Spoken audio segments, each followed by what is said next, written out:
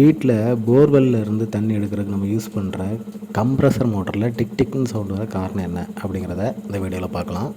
தொடர்ந்து வீடியோவை பாருங்கள்.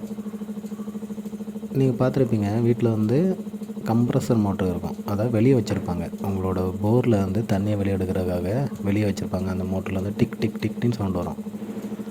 அது எதனால் அப்படின்னா, இதிலே 2 வகையான மோட்டர்ஸ் இருக்குது. ஒன்று வந்து வெளியே வைக்கிறது, இன்னொன்று தண்ணிக்குள்ளேயே நம்ம போடுற மோட்ரு இருக்குது, நீர்மூழ்கி மோட்டர். ஸோ நீர்மூழ்கி மோட்ரு உள்ளே இருக்கிறனால நமக்கு அவ்வளோ சவுண்டு கேட்காது. ஆனால் அதுவே கம்ப்ரஸர் மோட்ரு வந்து வெளியே இருக்கிறனால கொஞ்சம் கஷ்டப்பட்டு தான் தண்ணியை வந்து உறிஞ்சி எடுக்கும். ஒரு 300 அடி 350 அடியில் இருக்கிறத உறிஞ்சி எடுக்கும். அந்த டைமில் டிக் டிக் சவுண்டு வர்றதுக்கு காரணம் என்ன அப்படின்னா, அந்த டிக் டிக் டிக்னு சவுண்டு வரும்போது தண்ணி வந்து மேலே நம்மளோட டேங்கில் ஏறிட்டு இருக்குது அப்படின்னு அர்த்தம். அந்த டிக் டிக் டிக்னு சவுண்டு வரல அப்படின்னா நீங்கள் கொஞ்சம் சுதாரிச்சிடணும். உங்கள் தண்ணியில், அதாவது உங்கள் போரில் வந்து தண்ணி வந்து இல்லை அப்படின்ட்டு. ஏன்னா மோட்டரில் தண்ணி வந்து ஏறலை அப்படிங்கிறது அர்த்தம். ஸோ டிக் டிக்னு சவுண்டு இனிமேல் வராமல் இருந்ததுன்னா கொஞ்சம் உடனே மோட்ரு ஆஃப் பண்ணிடுங்க.